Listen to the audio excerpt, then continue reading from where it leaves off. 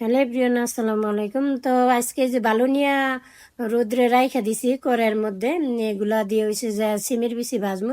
তো প্রথমে একটু বসেই আমি ক্যামেরাটা ঠিক করে নিলাম। তারপরে ওইভাবে আমি ঠিক করতে পারছি না, কারণ আমি তো পিছনের ক্যামেরাতে ভিডিও করছি। আর আজকে ক্যামেরাটা দেখার মতন ওইরকম বাসায় কেউই ছিল না, মেয়েও ছিল না, ছেলেও ছিল না। আছে না যে দেখবো যে ভিডিওটা কিরকম হয়েছে। আমি তো ভাবছি যে মানে সবকিছু সুন্দর মতো হইতেছে, তারপরেও যা হয়েছে যেটুকু হয়েছে আলহামদুলিল্লাহ, অতটা খারাপ হয়েছে না। তো প্রথমে বালুডি একটু রোদ্রের মধ্যে রেখে দিয়েছিলাম, কি লিগা বালুডি কালকে গত মানে একটু বৃষ্টি হয়েছিল, তো এই জন্য উপর দিয়ে একটু ভিজে গেছিল। তো এই জন্য আমি একটু গরম কইরা পরে চুলাটা ধরাইলাম। তো বালুটা ভালো মতো গরম হয়ে যাওয়ার পরে যে আমি সিমের বিচিটি দিয়ে দিছি। তো সিমের বিচিগুলো হয়েছে যে আমি গ্রামের বাড়ি থেকে নিয়ে এসেছিলাম, আমার আম্মা এক কাকির থেকে কিনে দিছে। তো সিমের বিচি, তারপরে হচ্ছে যে মটর আর বুইটাগুলো হচ্ছে যে আমি এদিকে একটা দোকান থেকে কিনে নিয়ে এসি। তো ওই জায়গায় আবার তিল পিসি মানে সব ধরনের জিনিসই পাওয়া যায়।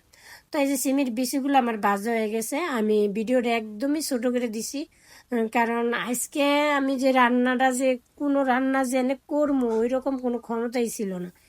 এত পরিমাণে বাতাস, আমি তো সবসময় দেওয়ালটার দিকে রাইখা তারপরে এসে যে আমি ওই চুলাটা ঘুরিয়ে দিই। তো যেহেতু এত বাতাস, তারপরে আমি এই যে এরকম ভাবে দিছি, তারপরে দেখুন আগুন কই উঠা যায়। অনেক সময় দেখা যাইতেছে আগুনটা একটু বাড়তেছে বাতাসে, অনেক সময় দেখছে এত ধুমা যে জায়গায় বসাও যায় না, মানে আমি বসতেও পারতেছি না, দূর থেকেই সবকিছু মানে করতে হয়েছে। তো আমার সিমের বিচিটা ভাইজা এই যে আমি রেখে দিছি সাইডে, আর এগুলো হচ্ছে যে বুটটা দিলাম।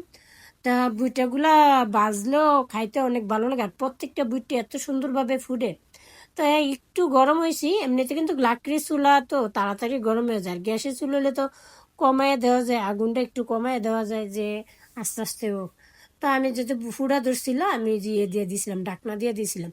তো ঢাকনাটা ওরা একটু দেখলাম যে না মশলা ভালোই মোটামুটি ভালোই ফুটতে আছে, সব মনে হইতেছে যে